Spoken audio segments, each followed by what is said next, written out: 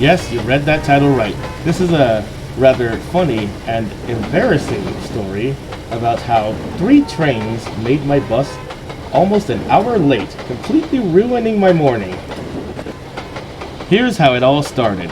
I was on my way to my first time point, and I was driving down South 12th Street, and there was already a train on the crossing at the time.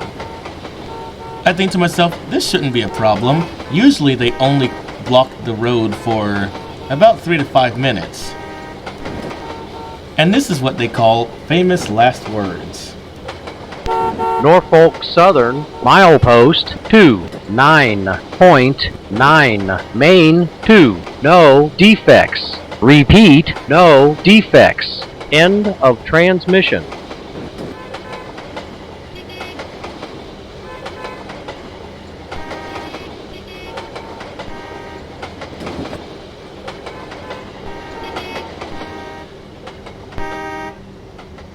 Norfolk Southern milepost 2, 9.9, main 2, no defects. Repeat, no defects.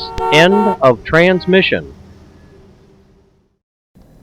Now, just like what you saw in the beginning of the video, as I was approaching the crossing, I did not know that there was another train on the track because it was being completely hidden by the train that was in front of it. But right after that train passed, it revealed that there was another train stopped on the tracks.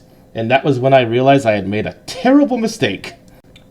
After the first train left and I saw this train stopping on the crossing, my first thought was, okay, if I'm lucky, that train is just far enough that the crossing will turn off, because usually the gates will stay down for about 10 seconds as the crossing checks to see if there's another train coming, and if it doesn't detect any more trains, the gates will go up. So if I'm lucky enough, this train is just far enough away that the crossing will turn off and I'll be able to leave. But it turns out I was not that lucky, because after 10 seconds, the gates were still down. It turns out this train car was sitting right on the device that turns the crossing off, and as long as it detects the train, it's not going to turn off. Even if that train is already across the road technically, it doesn't make any exceptions. If it detects a train, it's not going to turn the crossing off. As I sit in this bus and stare at this train that's not moving, I realize something. This train was waiting for the train that I had just saw go past this crossing, but it's also waiting for another train. I think to myself, well shoot, I guess I'm screwed then, because they usually only send trains down this line 1 per hour. So seeing that one just went through, the second train that this train is waiting for is likely going to take at least an hour to get here. In this picture, you can see that the train has been stopped there for so long that the sun has actually gotten higher in the sky, and it still hasn't moved. Here's another picture I took because I was bored and couldn't think of anything else to do.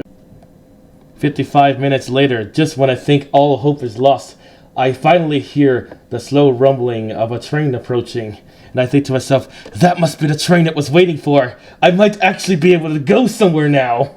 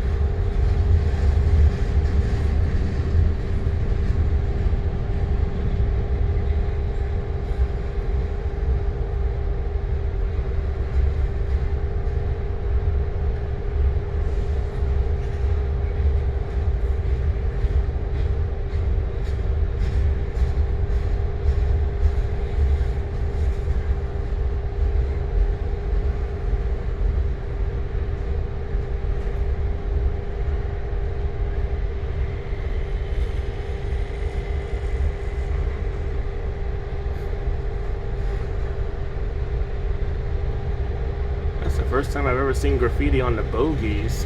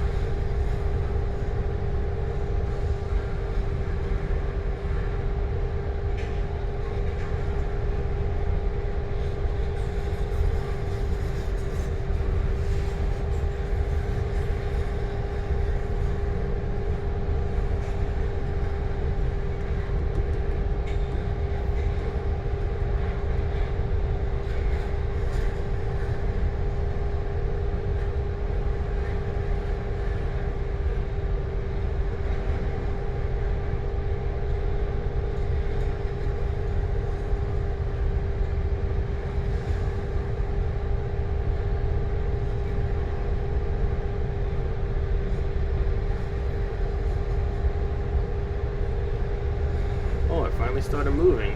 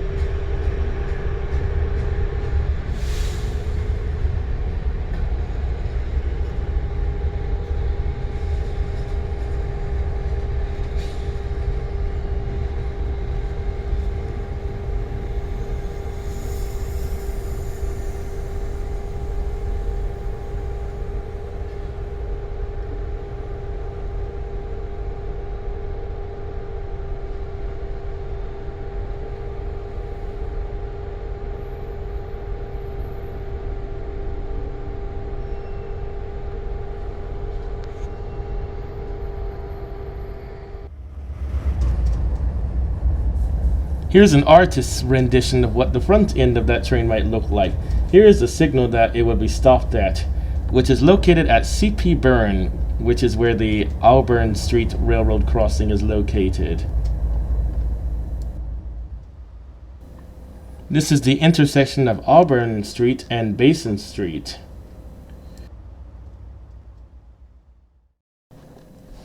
You know what's funny? Later that day, I crossed a bridge that goes over the Bethlehem Storage Yard, and I saw the exact same train that had me stuck for 55 minutes. So the moral of the story is don't ever use this railroad crossing for anything time sensitive.